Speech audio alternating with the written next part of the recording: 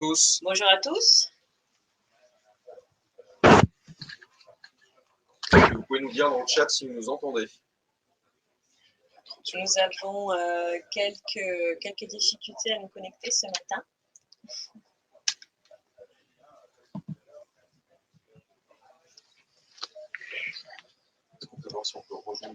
On vous entend, on nous entend très bien, on ne nous voit pas. Mais est-ce que vous nous voyez par contre? Ok, vous nous voyez aussi?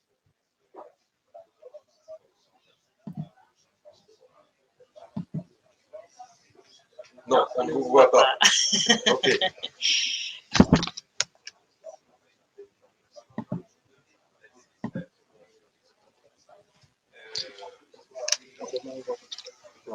Eh ben, c'est pas grave, on va déjà au moins montrer les slides et c'est ça l'important. Je suis vraiment désolée pour le retard qu'on a pris pour la masterclass. Donc, je suis Laura Parmigiani et je suis avec Nicolas Goldberg. Et nous allons parler du marché de l'électricité. Je laisse tout de suite la parole à Nicolas pour qu'il démarre sa présentation sans trop tarder. Voilà, merci, bonjour à tous. Ce que je vous propose, c'est qu'on a prévu quelques slides. Je vous propose quand même que vous posiez vos questions en live dans le chat. On essaiera de prendre les questions en live. L'idée est plutôt de faire un échange. Comme vous l'aurez remarqué, tout n'est pas fixé sur cette réforme des marchés et normalement des choses doivent être publiées dans les prochaines semaines. Voilà. Toutefois, l'idée de cette masterclass a été de vous donner un avant-goût de la sauce à laquelle nous allons être mangés, puisque si vous avez suivi le 20h Macron sur TF1, vous voyez qu'ils ont des idées en tête et la formule qui a été utilisée par le président a été de réadministrer les prix de l'électricité. Voilà.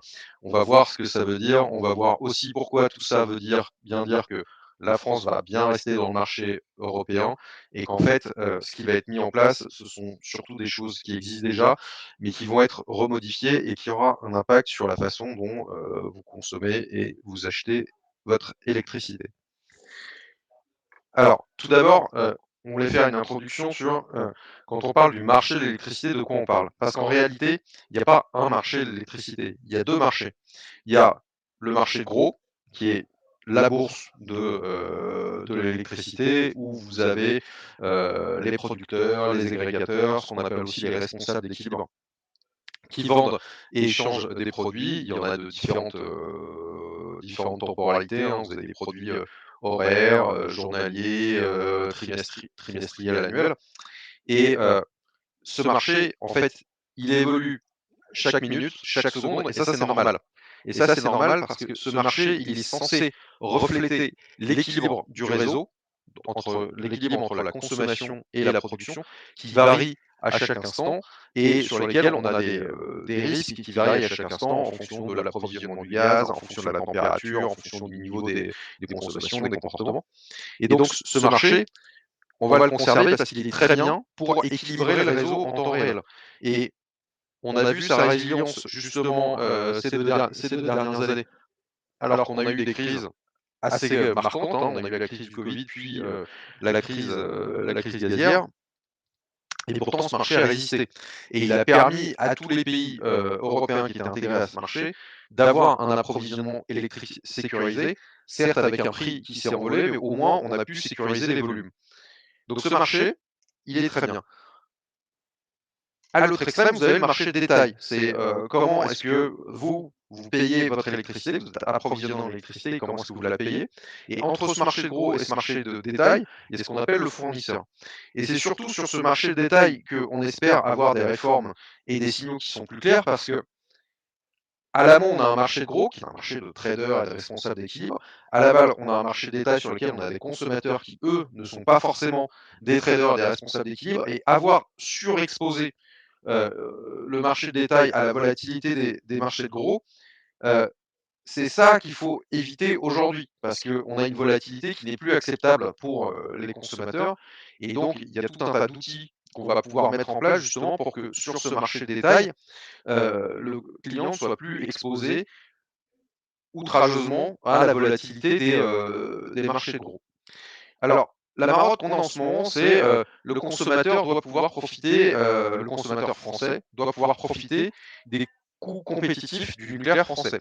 Alors, je vous ai mis un petit historique parce que c'est assez amusant. C'est maintenant que les marchés sont hauts, on dit bah, les Français doivent avoir accès aux coûts de production compétitifs du nucléaire. Ça n'a pas toujours été le cas. En 97, on disait que le consommateur doit avoir accès au marché. C'est d'ailleurs pour ça qu'on a ouvert le marché de l'électricité en France. Puis finalement, en 2010, quand les marchés sont montés, on s'est dit non, non, le consommateur doit profiter du prix du nucléaire français. C'est à ce moment-là qu'il y a le rapport de la commission Champsor et c'est sa conclusion. C'est à ce moment-là qu'on met en place l'AREN. AREN, qui est l'accès régulé à l'énergie nucléaire historique, qui est une forme de dérogation au marché européen. En fait, l'AREN, c'est une quantité de nucléaire que EDF vend via les tarifs réglementés, via ses offres de marché, et aux consommateurs, quel que soit leur fournisseur. Mais donc en 2010, on dit bien, le consommateur doit profiter du prix du nucléaire français. Entre 2015 et 2018, et c'est la période qui a creusé les déficits d'EDF, on dit il n'est pas normal que les Français payent le prix du trop cher du nucléaire. Pourquoi est-ce qu'on dit ça? Parce que les marchés s'effondrent. Les marchés s'effondrent et le son est très mauvais. Est-ce que le son est meilleur là? Est-ce que vous m'entendez bien?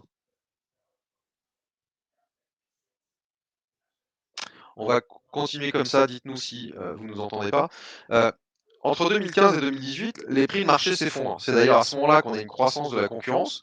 Et voilà, d'un point de vue consommateur et d'un point de vue politique, on dit on ne comprend pas pourquoi les Français payent trop cher le coût du nucléaire. Donc il faut renforcer le marché. En 2021, donc depuis 2021, on dit l'exact inverse. Voilà, moi je vous dis, en 2030, je pense qu'on dira encore l'inverse, puisque à horizon, c'est bon, vous entendez bien, parfait. À horizon 2030, le pari que moi je fais, c'est que les marchés vont s'effondrer. Ils vont s'effondrer parce qu'on va déployer tellement de renouvelables à travers l'Europe qu'on aura un système qui sera surcapacitaire à des prix de marché qui vont chuter. Et là, si on met en place une réglementation qui n'est pas résiliente à cette chute des prix de marché et qu'on a oublié tout ce qui s'est passé dans les années 2021-2025, eh ben, on va réentamer une boucle en disant voilà, il n'est pas normal que les Français payent le prix trop cher du nucléaire. On va remettre du marché là-dedans. Voilà. Donc il faut bien voir qu'en ce moment, on trouve ça normal de dire il faut que le nucléaire français soit fléché vers les factures des Français. Ça n'a pas toujours été le cas. Je vous fiche mon billet qu'en 2030, on dira autre chose. Ça, c'est pour la parenthèse. Mais alors, du coup, profiter du prix du nucléaire et protéger du marché, la France le fait déjà largement, certes avec quelques défauts. Donc on a parlé de l'AREN. Si j'avais fait un sondage dans ce chat, j'aurais peut-être dû faire ça, mais on essaie d'aller vite. Tout le monde m'aurait dit ici que l'AREN, donc c'est du nucléaire vendu par EDF aux fournisseurs alternatifs et c'est 100 TWh. En fait, ça c'est pas vrai. L'AREN, donc le nucléaire régulé vendu par EDF, ce n'est pas 100 TWh, c'est 280 aujourd'hui. Pourquoi c'est 280? Parce qu'il y a effectivement ces 100 TWh qu'EDF vend à ses concurrents pour qu'ils en fassent profiter leurs clients. Et en fait, contrairement à ce qu'on dit, les fournisseurs alternatifs mettent ça dans leur brique de pricing. Ils mettent une brique à 42 € dans la facture qu'ils vendent, puis après ils complètent avec du marché, hein, parce que ça suffit pas. Mais EDF le fait aussi. C'est-à-dire que EDF, dans ses tarifs réglementés, met de l'AREN. Voilà, parce que les tarifs sont faits comme ça. Et dans leurs offres de marché, c'est-à-dire même dans les offres de marché que EDF fait aux entreprises, il y a de l'AREN aussi. Donc l'AREN, c'est du nucléaire régulé que EDF vend à 42 €. Donc les alternatifs en ont pour pouvoir en faire profiter leurs clients. EDF en met dans les tarifs réglementés, en met dans ses offres de marché. Donc c'est ça l'AREN. Ça a quelques défauts. Notamment, c'est un prix de 42 € qui n'a jamais été revu depuis 10 ans, alors qu'il y a des nouveaux investissements à faire sur le nucléaire, accessoirement il y a aussi de l'inflation, mais ça n'a pas été pris en compte. Pourquoi? Parce qu'on n'a jamais publié le décret méthodologique de calcul de l'AREN. Personne ne sait vous dire pourquoi est-ce qu'on a mis 42. Il y a eu une audition du président de la commission de régulation de l'énergie devant l'Assemblée. On lui a demandé pourquoi 42. Il a dit parce que pas 43. Bon, voilà. Donc ça se retrouve sur votre facture sous différentes formes. Et c'est déjà une forme de dérogation au marché, parce que le marché soit haut ou bas, c'est toujours 42. Il y a quelques défauts. à ça. Donc, outre le fait que le prix n'a pas été revu depuis plusieurs années, il y a ce qu'on appelle l'effet du plafond. C'est-à-dire que EDF ne vend que maximum 100 TWh à ses concurrents. Et plus la concurrence croît, plus la concurrence va demander du nucléaire régulé. Ou alors, si on leur dit bah, c'est fixe, ils vont tartiner ça sur plus de clients, et donc chaque client aura en proportion moins de nucléaire régulé. Et ce qu'on dit dans la régulation actuelle, qui selon moi est aberrant, c'est que si les alternatifs ont moins de nucléaire régulé, ben, les clients d'EDF doivent aussi avoir moins de nucléaire régulé. C'est-à-dire que quand il y a plus de concurrence, EDF vous met moins de nucléaire régulé dans vos factures. Et c'est pour ça que vos factures explosent. Et ça, on le constate à chaque fois que fin novembre. C'est-à-dire que fin novembre, quand les alternatives disent bah, nous, on a besoin non pas de 100, mais de 150 TWh de nucléaire régulé, on leur dit ah bah désolé, il n'y en a que 100 pour vous. Et bah, les 50 TWh en question, ils doivent les chercher sur le marché. Et donc, ça et EDF aussi, parce que comme on dit à EDF, bah, en fait, comme les alternatifs, ils ont eu que 100 et pas 150, donc ils ont eu que 2 tiers de ce qu'ils voulaient, bah vous allez faire pareil sur vos clients. Au lieu de leur donner une part à Rennes, vous leur donnez que 60%, que les 2 tiers de ce que vous avez prévu de leur donner, et le reste, vous sourcez ça sur le marché là en novembre pour janvier. Donc en gros, on pousse complètement avec beaucoup d'incertitudes sur les prix, et surtout, du coup, on pousse avec ce système à surexposer les clients au marché court terme. Et c'est ça qui fait exploser vos factures. Ce schéma n'est pas très clair. Ce qu'il faut retenir sur ce schéma, c'est que contrairement à ce qu'on peut penser, l'Arène, ce n'est pas 100 TWh, c'est 280 aujourd'hui. Parce que l'Arène, le nucléaire régulé, c'est dans les factures au tarif réglementé d'EDF, c'est dans les factures des offres de marché d'EDF, c'est partout. Et c'est ça qui structure le marché. Et aujourd'hui, c'est une forme de dérogation déjà au marché européen. Faire profiter quelque part à tout le monde de prix, en tout cas d'un coût de production qui théoriquement est plus bas sur le nucléaire. En fait, aujourd'hui, les Français profitent déjà du nucléaire compétitif via ce système de l'Arène, mais il a quelques défauts, notamment ce prix non revu, notamment ce plafond, qui fait que plus il y a de concurrence, moins il y a de nucléaire régulé, et donc plus ça coûte cher, ce qui est complètement aberrant, et plus il y a d'exposition au marché. C'est ça qu'il faut comprendre. Pour ceux d'entre vous qui sont familiers avec le terme, c'est écrêtement. En gros, votre fournisseur vous dit bah, vous avez le droit à 60% d'arène et puis 40% je vous fais au marché, voilà, ça vous fait votre offre.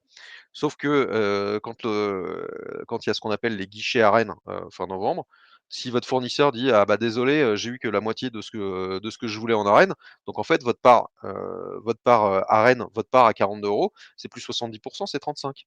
Et donc les 35% qui me manquent, je les source sur le marché et je vous les refacture. Et ça, vous la prenez en novembre pour janvier. Et le marché actuellement, si je peux me permettre, parce qu'après, ça pourrait ne pas être un problème en soi si les marchés n'étaient pas au prix d'aujourd'hui, Bah, c'est-à-dire des prix assez élevés. oui. Donc la reine, en fait, garantit en ce moment un prix fixe, quelque part, c'est ces fameux 42, en tout cas jusqu'à aujourd'hui et jusqu'à cette année. Mais ce qu'on ne sait pas, en fait, on ne sait pas, c'est est-ce que le prix va être augmenté peut-être sur cette part d'arène, et puis est-ce que les prix du marché pourraient diminuer, ou on restera aussi sur la partie libre du marché concurrentiel, toujours à des prix élevés. Donc, si c'est bien compris, en fait, une dérogation au marché européen, on en a déjà une aujourd'hui. C'est ce système d'arène qui a 2 défauts, le prix, le plafond. Et quand on atteint le plafond et que les prix de marché sont très élevés, ça surexpose les clients au marché. Alors du coup, voilà, on en a parlé, les péchés originels de l'Arène qui fait quand même profiter du prix du nucléaire. Déjà, il y a une fin sur ce dispositif. Selon la loi, le dispositif s'arrête fin 2025, donc début 2026. Après, qu'est-ce qu'il y a? On ne sait pas. Et c'est pour ça que les acheteurs aujourd'hui sont perdus, parce que si vous voulez anticiper vos achats sur 3 ans, et c'est ce que généralement fait un acheteur raisonnable, bah, il ne sait pas quel est le prix en 2026 parce qu'il ne connaît pas la régulation. Votre fournisseur, c'est pareil. Aujourd'hui, si vous tournez vers votre fournisseur et que vous lui dites je veux une offre 3 ans, il va vous dire 2 ans, je sais faire. parce que je connais la régulation jusqu'à fin 2025. 2026, je sais pas. Donc après, vous rentrez dans un autre type de discussion. Vous pouvez dire, bah, dans ce cas-là, faites-moi un prix marché en 2026, mais avec une possibilité de swap sur la régulation si ça change d'ici là. Mais bon, on entre dans une complexité. 100 TWh seulement pour les alternatifs, on en a parlé. Et après, bah, surexposition au marché court terme via l'écrêtement. C'est-à-dire que s'il n'y a pas assez, si 100 TWh, c'est pas assez pour les alternatifs, eh ben, il y en a moins pour tout le monde, ce qui est complètement pénalisant. Et alors, une chose amusante, c'est que vos droits à ce nucléaire régulé, ils sont calculés sur votre consommation d'été et pas sur votre, en fait, sur la consommation du portefeuille du fournisseur en été. Conclusion, un fournisseur d'électricité, il a intérêt à avoir plein de clients entre avril et novembre, parce que du coup, c'est là qu'on calcule ses droits au nucléaire régulé dont il pourra faire profiter ses clients, et potentiellement aller chasser en novembre. Donc c'est pour ça que vous voyez plein d'offres spéciales apparaître en avril et qui sont valables 6 mois avec des prix prohibitifs en novembre. En novembre, c'est pour maximiser les droits à rente des fournisseurs. Et vous, clients, si vous allez voir un fournisseur et que vous lui dites en décembre, bah, j'aimerais bien une offre, il vous dit, bah oui, mais vous n'aurez pas de nucléaire régulé. Vous dites, bah pourquoi? Bah, parce que en décembre, c'est comme ça, il n'y a pas de nucléaire régulé. Donc voilà, ça truc complètement ce marché. C'est voilà, et si je renouvelle mon contrat en hiver, bah, si vous renouvelez votre contrat en hiver, bah, en fait, vous êtes pénalisé du fait que vous ne créez pas de droit à ce nucléaire régulé pour votre fournisseur. Et ça, je pense que c'est un point très important. C'est savoir identifier à quel moment je vais renégocier mon contrat avec des fournisseurs alternatifs ou pas. Même EDF, en fait, il rentre dans la même logique quelque Mmh. part. Et deuxièmement, ce qu'elle est en train de dire, c'est négocier aujourd'hui, mais avec, donc négocier en été et avec la, comment dire, la prospective de un marché qui va changer probablement l'année prochaine et dans 2 ans. Et donc d'essayer d'introduire une clause qui permet d'avoir aussi pour vous, et quand je dis vous, je pense aux entrepreneurs, je pense aux dirigeants, je pense surtout aux industriels, pour avoir une flexibilité et revoir ce contrat une fois que la réglementation sera approuvée. Mmh.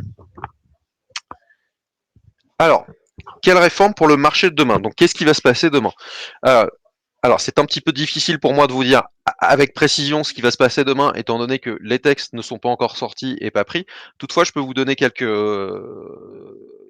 clés. Euh, le marché de gros va rester. Le marché de gros européen, ça va être confirmé, éventuellement avec plus de profondeur. C'est-à-dire que aujourd'hui, vous avez des produits, vous pouvez acheter de l'électricité sur un an pour dans 1, 2 ou 3 ans. Potentiellement, demain, vous pourrez le faire pour dans 4, 5 ans pour que votre fournisseur puisse vous proposer des contrats 5 ans. Ce sera un peu la même chose, mais ce marché de gros avec la tarification au prix marginal, ça va rester parce que ça a prouvé son efficacité. Toutefois, dans ce marché, on va intégrer des dispositifs qui existent, mais qui sont considérés comme hors marché. Il y a les contrats long terme, ce qu'on appelle les PPA, donc Power Purchase Agreement, c'est-à-dire un contrat gré à gré avec un agrégateur qui vous dit, bah, moi j'ai des panneaux solaires, je peux vous proposer un contrat fond de cuve pour 15 ans, c'est-à-dire pas pour tout votre approvisionnement en électricité, mais pour une partie. Donc tout ça, ça va être confirmé dans le marché. Aujourd'hui, c'est des dispositifs qu'on appelle hors marché, mais qui seront demain intégrés au marché. Donc là-dessus, il y aura des opportunités à prendre. Voilà, si vous avez la capacité d'installer des panneaux solaires dans vos locaux, si vous avez un fournisseur agrégateur qui peut vous proposer un contrat lié à du solaire. Attention, c'est des contrats plus compliqués que des contrats de fourniture classiques. Toutefois, c'est vertueux à plusieurs égards. Ça vous permet de sécuriser un fonds de cuve d'approvisionnement. Ça vous permet d'avoir une démarche un peu plus RSE. Parce que généralement, ça, c'est des contrats qui se font bien sur des parcs renouvelables. Donc ça permet vraiment de dire, voilà, vous êtes approvisionné en électricité verte. Voilà, moi, j'ai travaillé avec des grandes surfaces qui disaient, bah, moi j'aime bien dire que l'électricité qui est ici, c'est le parc éolien ou le parc solaire d'à côté qui fournit l'électricité. Plafond de vente pour le nucléaire. Donc j'ai appelé ça l'R&B en corrigeant quelques défauts. Quand le président dit on va réadministrer les prix, en fait, ce qu'ils veulent mettre en place, c'est le système qu'on a déjà aujourd'hui en corrigeant le prix, en corrigeant le volume, en corrigeant la date de fin et la saisonnalité. Aujourd'hui, on a de l'arène, c'est-à-dire EDF vend 100 TWh aux fournisseurs alternatifs à 42 euros et en disant bah, faites-en profiter vos clients. Et si 100 TWh ça suffit pas, bah, vous baissez la répartition et moi je baisserai la répartition chez moi, comme ça on a un marché non faussé. Demain, qu'est-ce qui se passe? Demain, on dira en fait, le volume d'arène vendu, c'est 280 TWh potentiellement. Donc c'est un volume fixe, quelle que soit la part de concurrence ou pas.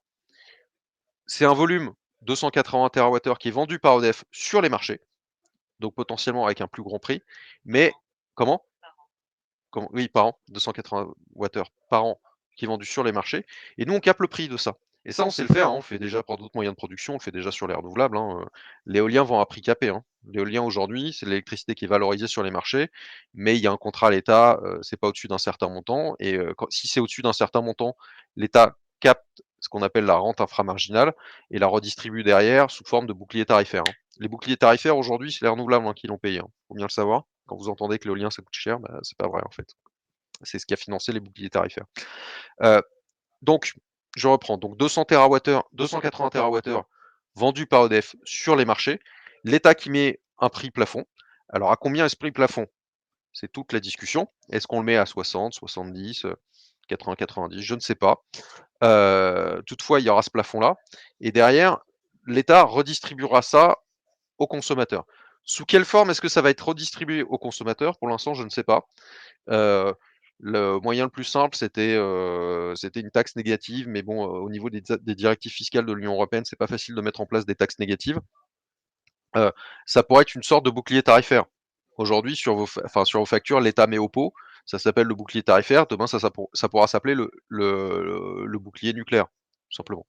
Mais ce qui est intéressant, c'est de dire que c'est plus lié au fournisseur, c'est plus le fournisseur en fonction de son portefeuille qui consomme entre avril et novembre a le droit à une certaine capacité nucléaire dont il fait profiter ou pas selon les abus qu'il y a eu ses clients. Demain, c'est voilà, EDF valorise son nucléaire sur les marchés. Il y a une partie qui est capée en prix. L'État capte la rente et la redistribue aux consommateurs. C'est comme ça que ça devrait se passer. Sous quelle forme est-ce qu'il redistribue la rente? Est-ce que c'est une forme de bouclier? Est-ce que c'est une forme de taxe négative? Je vous avoue que je ne sais pas, mais en tout cas, c'est ça la philosophie. Et enfin, j'ai mis des obligations prudentielles pour les fournisseurs. Cette crise a montré aussi que certains fournisseurs avaient tendance à ne pas se couvrir et du coup à se surexposer au marché en pariant à la baisse et du coup en faisant faillite une fois que le marché monte et en disant, aux clients, «Bon, bah, débrouillez-vous». Donc sachant que quand c'est des entreprises, ou des collectivités, ça peut être un peu compliqué parce que vous, en tant qu'entreprise, vous dites: «Oui, bah, moi j'avais sécurisé mon prix sur 3 ans, hein, donc si mon fournisseur fait faillite et que je dois souscrire en urgence à un moment où ça arrange personne, effectivement, je me retrouve à un prix élevé». Oui, c'est vrai et du coup, l'idée de mettre des obligations prudentielles aux fournisseurs, c'est de leur dire: «Vous vous couvrez».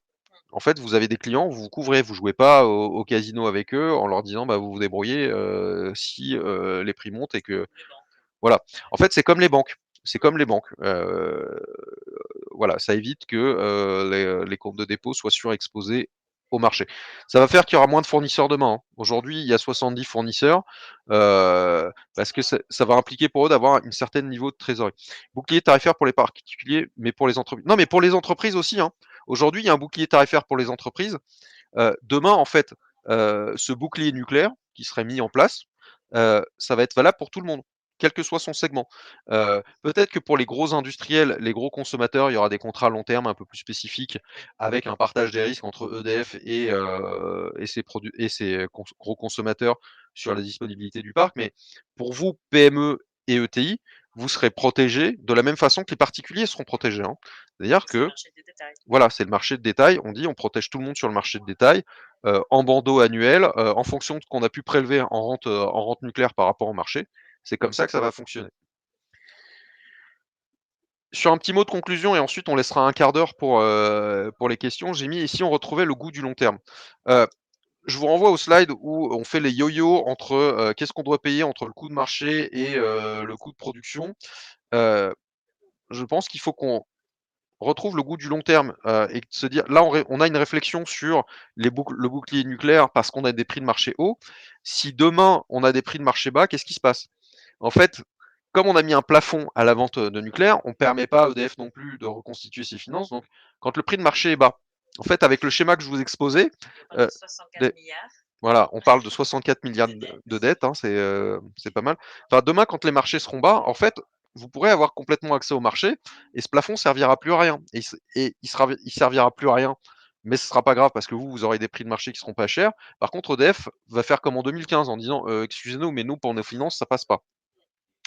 Euh, Nous, on avait pensé, enfin nous, quand je dis nous, c'est moi j'avais écrit une note au début de l'année avec le think tank Terra Nova en disant bah du coup si on met un plafond, il faut un plancher également.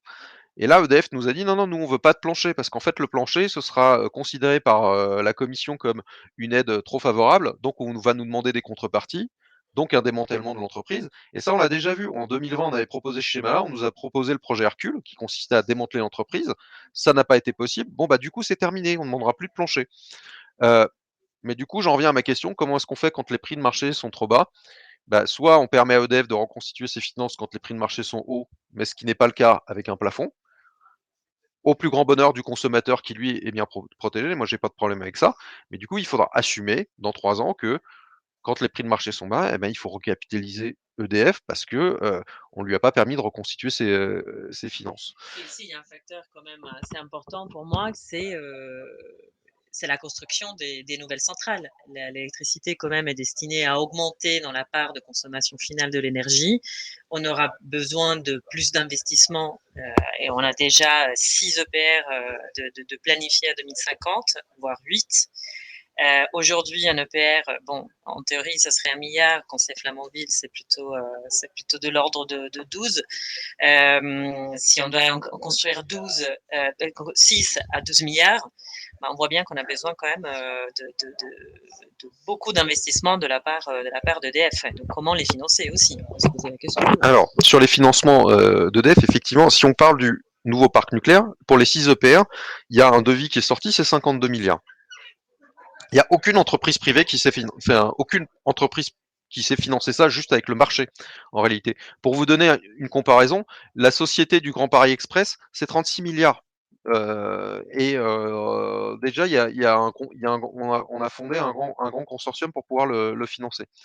Donc demain, comment est-ce qu'on finance ces futurs EPR? Bah, il y aura une contribution d'EDF, mais dans ce cas-là, ça veut dire qu'il faut leur mettre une cote-part hein, dans leur plafond hein, et se dire que et assumer que ce qu'on paye, enfin le plafond, il est plus élevé parce qu'il n'y a pas que le nucléaire historique, il y a le nouveau nucléaire à financer. Et de toute façon, il y aura besoin d'un financement d'État pour faire baisser le coût d'accès au capital. Le coût d'accès au capital qui est extrêmement élevé en ce moment, c'est pas à vous que je vais l'apprendre, mais d'autant plus que avoir financé des réacteurs nucléaires sans financement d'État, EDF le fait à Hinkley Point au Royaume-Uni et du coup le prix de revient est à 100 pounds du mégawattheure, ce qui est énorme. Et vous avez la Cour des comptes britannique qui dit bah c'est un petit peu dommage, vous auriez partagé les risques entre l'État et le développeur de projet, vous descendiez à 60 pounds du mégawattheure. Et ça c'est une prime de risque que le consommateur paye à la fin. Donc de toute façon pour ces EPR futurs, il y aura un double financement État EDF pour baisser le coût du capital, partager les risques. Mais pour ça effectivement il faut avoir un minimum de marge de manœuvre côté EDF, hein, qui ne pourra pas faire ça qu'avec de la dette. Et ça, forcément, ça va se payer dans ce bouclier nucléaire qui ne sera pas aussi protecteur que tout le parc historique. Il faudra bien inclure une quote-part de financement des nouveaux EPR. On a commencé un peu en retard, mais on vous a dit tout ce qu'on voulait vous dire. Est-ce qu'il y a des questions? Est-ce qu'il y a des choses sur lesquelles vous voulez revenir?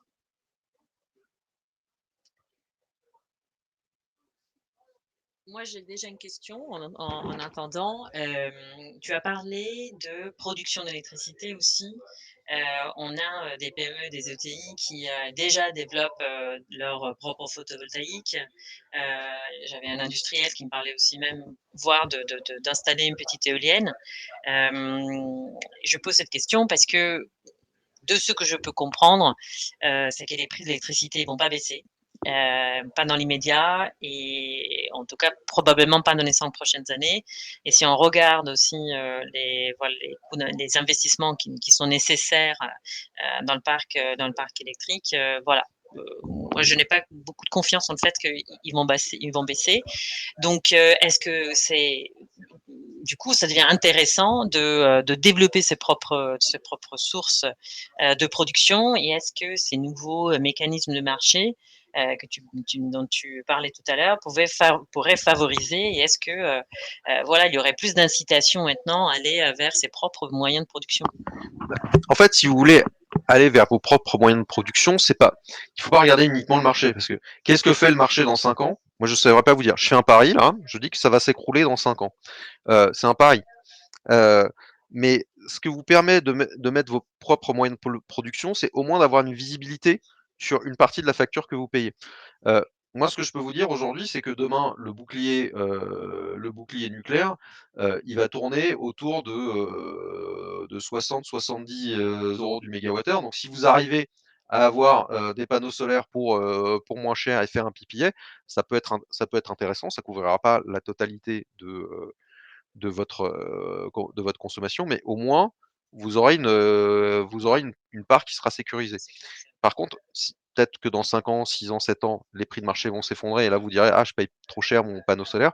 Bah, il ne faut pas tout faire au marché. C'est-à-dire que si vous mettez vos propres moyens de production, vous acceptez que c'est un coût fixe, quel que soit ce que fait le marché, mais quelque part, moi je pense que c'est pertinent parce que ça vous désexpose au risque marché, donc ça peut être pertinent. Est-il pertinent de se poser la question de souscrire une offre 100% marché pour 2026?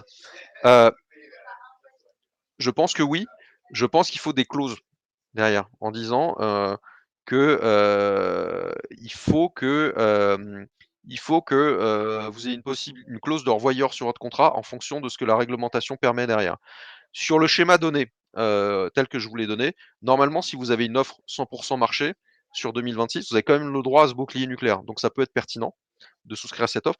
Par contre, je vous le dis tout de suite, je ne peux pas vous le garantir. Étant donné que les textes ne sont pas sortis, moi, je ne peux rien garantir.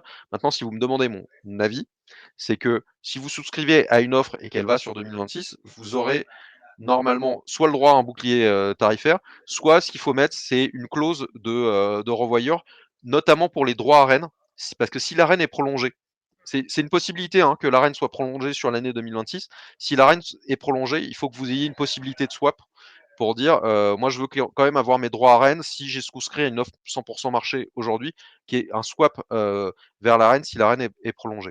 Quel est le calendrier de présentation de ce que sera le dispositif post-Arène? C'est fondamental pour les. Oui, eh ben, la loi, elle doit arriver à l'Assemblée normalement d'ici fin d'année, donc d'ici décembre. Si vous lisez la presse, Elisabeth Borne a donné la semaine dernière 2 semaines à Luc Rémont pour présenter une feuille de route. Il y a un texte qui devrait être mis en consultation la semaine prochaine.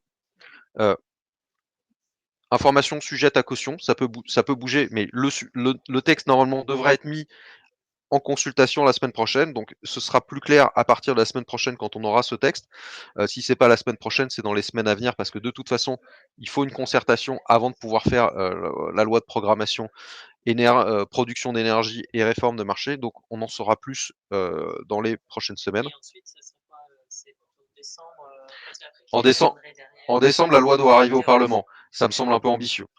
À minima, si la loi arrive pas au Parlement en décembre, elle arrivera au Parlement au premier trimestre de 2024. Mais de toute façon, le texte pour concertation sera publié dans les prochaines semaines, voire la semaine prochaine. Donc on pourra savoir ça à ce moment-là. Je réinsiste sur les offres marché 2026. Il est probable qu'il y ait une prolongation de l'arène, hein, quand même, hein, puisque là on voit qu'on est dans des calendriers un peu contraints. Et s'il y a et du coup, si vous souscrivez à des offres, il faut qu'il y ait une possibilité de swap avec les prochaines aides d'État ou avec l'AREN, parce que si vous avez votre offre marché, bah, vous donnez des droits AREN à votre fournisseur. Alors, bonjour, merci beaucoup pour cette masterclass. Dans certains documents, je lis souvent le terme prix spot. Est-ce qu'il s'agit du prix de marché de gros? Oui, le spot, c'est le day ahead, c'est le J-1. C'est celui dont le prix à 16 heures est calé sur la dernière centrale appelée. Tous les autres produits sont des produits d'appel. Sont des produits d'appel, sont des produits d'anticipation de ces prix J-1 à 16 heures qui sont calés sur le prix marginal.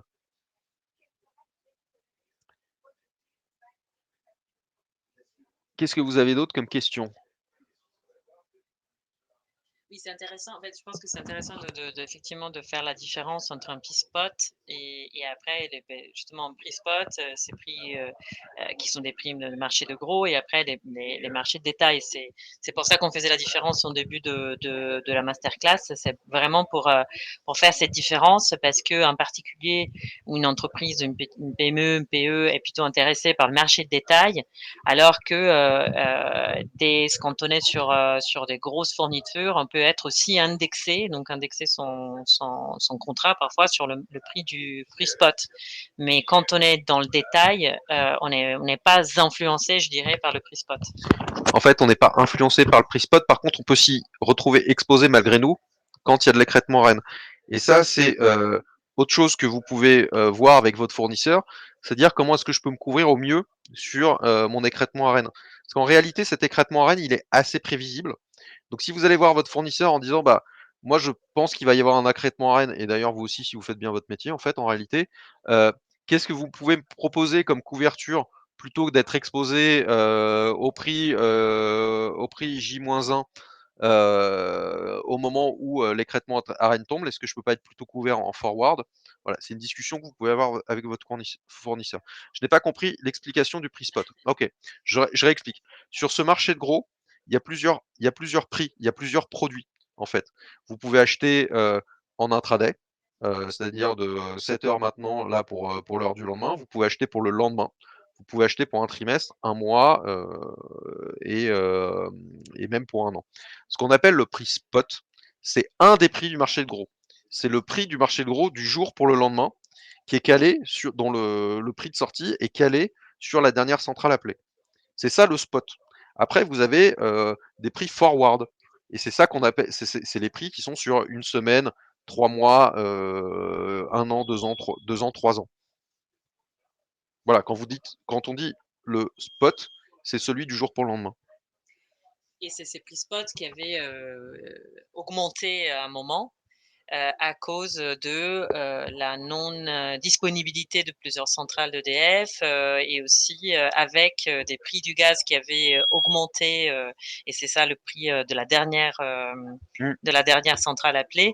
Donc quand on voyait ces prix augmenter fortement, c'était parce qu'il y avait une conjoncture, je dirais, de plusieurs facteurs et surtout cette dernière centrale, c'était la centrale à gaz dont les prix du gaz avaient explosé aussi à cause de la guerre en Ukraine. Et donc c'est ce prix-là en fait qui a déterminé le prix spot et qui a augmenté. Donc, je sais pas si c'est bien ou c'est comme ça. Alors, la dernière centrale appelée est à gaz. Quelle relation entre prix spot et prix du gaz? En fait, le prix du jour pour le lendemain, il est calé sur la dernière centrale appelée. Donc, parce que c'est elle qui contribue à l'équilibre du réseau et c'est un mécanisme incitatif pour que les producteurs euh, mettent leur prix de production le moins cher possible. Parce que dans ce cas-là, comme le prix qui sort, c'est le prix marginal, c'est pas le prix auquel vous avez mis votre électricité, euh, le but c'est d'être appelé. Donc c'est de proposer le prix le plus bas possible. Et après tout, donc ça c'est comme ça qu'est calé le prix du jour pour le lendemain. Et après tous les autres produits, forward, semaine, trimestre, année, en fait c'est une anticipation de ces prix spot. En gros, quand vous achetez un bandeau sur un an, vous achetez 365 prix spot, mais avec une anticipation. Donc c'est pour ça que tous les prix sont corrélés là. Est-ce que le fait d'avoir des prix négatifs en milieu de journée, printemps, été, va devenir un problème selon vous? Va devenir un problème, bah, si on s'en occupe pas, oui. Si on s'en occupe, c'est peut-être plutôt une opportunité. C'est peut-être une opportunité pour décaler des consommations, et ça, on sait le faire. Hein, les ballons d'eau chaude, on les a décalés la nuit. Hein, ça, on l'a fait dans les années 70. Donc, je pense que dans les années 2020, on devrait arriver à décaler certaines consommations pour justement les mettre plutôt au moment des prix négatifs. Est-ce que c'est un problème? Oui, si on s'en occupe pas, non, si on s'en occupe, mais en tout cas, ça va devenir structurel à mesure qu'on déploie du solaire. Dernière question, parce qu'il nous reste 50 secondes. La crise énergétique n'a-t-elle pas montré les failles de ce principe? L'inflation sur les prix du gaz s'est-elle traduite par une inflation sur les prix futurs de l'électricité? Alors non, la crise énergétique, elle a montré la résilience de ce système. Le marché européen ne s'est pas effondré, on n'a pas eu des coupures. C'est ce qui permet la meilleure répartition de l'électricité en Europe au meilleur coût. Au meilleur coût, parce que sinon, si vous faites pas ça, en fait, tous les fournisseurs seront incité à bider le plus haut possible et pas le plus bas possible pour être appelé. Donc non, en fait, en 20 secondes, je vous le dis, toutes les conclusions, c'est que justement ce mécanisme a démontré sa résilience, mais ça a montré aussi que les marchés étaient incomplets et dans lesquels il faudrait mettre plus de long terme pour justement désexposer les clients à ce marché de gros. Et ça ne remettra pas en cause ce principe. La future réforme des marchés de l'électricité, ça ne remettra pas en cause ce principe. Ce que ça va remettre en cause, c'est la part de long terme qu'on a dans nos factures, d'où l'idée d'intégrer des contrats long terme, un bouclier nucléaire et autres. Mais ce marché de gros, il va rester. L'idée, c'est d'y désexposer le marché de détail. On va devoir vous quitter malheureusement le niveau du spot pour un mégawattheure de gaz x2 x3. Je vous invite à regarder. Pour l'instant, c'est 40 € du mégawattheure, mais vous pouvez regarder les indices boursiers, ils sont publics. Voilà, on va vous quitter. Suivez bien ce qui va se passer la semaine prochaine. À mon avis, il va se passer beaucoup de choses. Il y aura des textes qui seront mis en consultation. En tout cas, je l'espère. C'est l'information que j'ai à date et que je vous livre là. Hein. Donc, si la semaine prochaine, c'est pas le cas, c'est que ça a bougé entre temps. Ça arrive dans la politique, vous le savez bien. Mais je vous donne rendez-vous la semaine prochaine. Normalement, il y a beaucoup de choses qui vont bouger, j'espère dans le bon sens. En tout cas, la consultation sera ouverte et vous pourrez y répondre. Merci Nicolas. Merci à tous. Merci à tous. Bonne journée, bon forum big à tous.